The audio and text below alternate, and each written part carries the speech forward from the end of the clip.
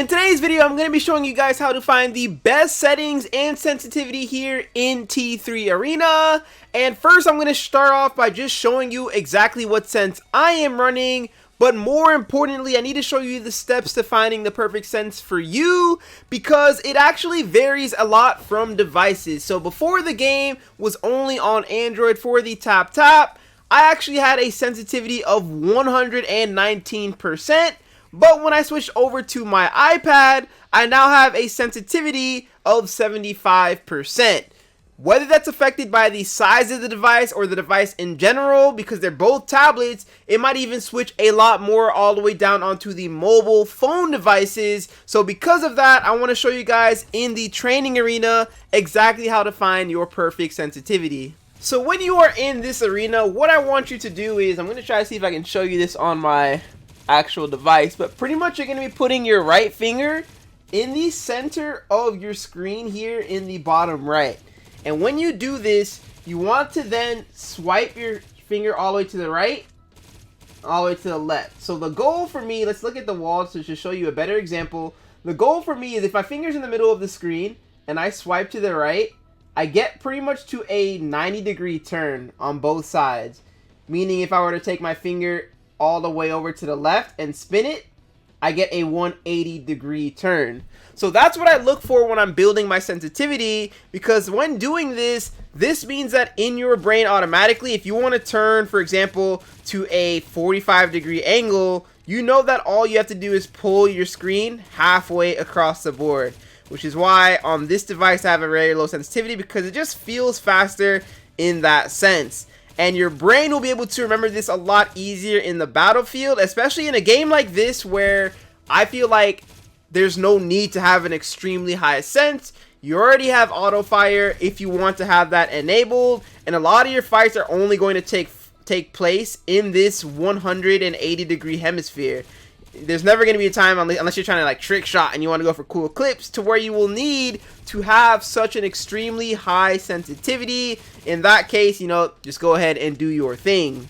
Also keep in mind, this does change based on the kind of heroes you want to play or you enjoy playing. So for example, if you're going to be playing a lot of OSAS or just playing sniper heroes in general, I still say start off with that tip that I showed you, and then from there adjust your sensitivity. But if you're playing the longer range heroes, you're going to want a lower sense, because obviously if I'm this far away from a hero and I aim in on them, for example, you can change your scoped ADS setting as well. But if you're aiming in from this far away, the smaller the movement, it's going to feel like you're moving way faster because the target is also further, right? So if you're somebody that's playing an you love playing those SMG heroes, you love to get up close and personal, maybe you want to start with the settings that I said, and then from there increase it, because when you're in front of a target, you're going to need to turn your character a lot, right?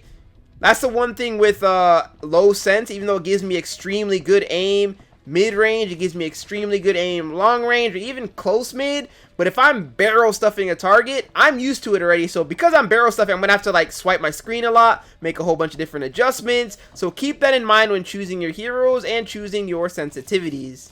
When it comes to the best settings in this game and the HUD and layout, one thing that I suggest doing is keeping, for one, if you want to be like extremely good at this game, you low-key want to keep your left trigger button in. If you want to, you don't have to. It's auto fire, so there's certain situations where you don't need it. But having this left trigger in, you know, we have characters like OSAS, for example, who doesn't actually work with auto fire. I assume there's going to be some other heroes in the future, whether it's sniper heroes or special style heroes, that won't have that auto fire function. So because of that, just having the left trigger button on your screen and putting your ability button somewhere else will help you out a lot. And if you want to be a very good player in this game, I highly recommend you play with 4 fingers, with your 2 thumbs and your 2 pointer fingers.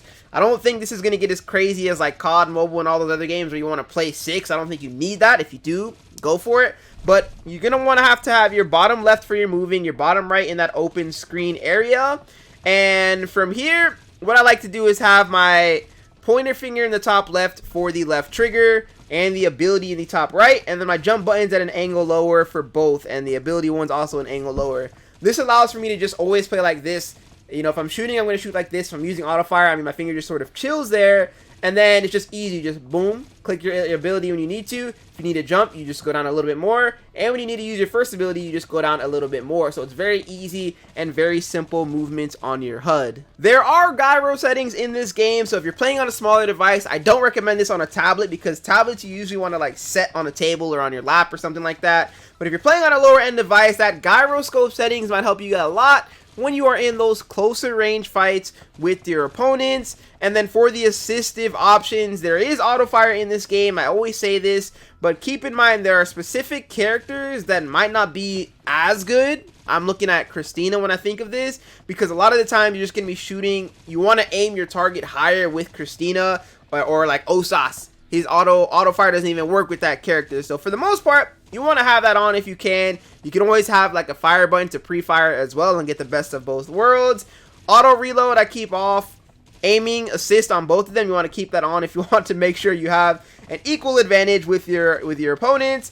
And the fixed move stick, I like that on the free mode. I feel like free mode allows it so wherever you tap the screen, it moves the stick. It's a lot better. I mean, if you do like fixed mode, then turn that on there as well. Your graphics are going to depend on your device. I play on super high with a high frame rate. I'm hoping they unlock super high frame rate there as well, because I know my iPad can handle that 120 FPS. But lower this if you are lagging and experiencing problems in the game, because the higher the quality or the lower end of your device, if you put it on a higher quality, it's going to lag and make you miss a lot of your shots. I hope you guys found this video helpful. If you did, make sure you go ahead and drop a like button. We are going to be posting a lot more T3 Arena content, so stay tuned and look forward to the next video.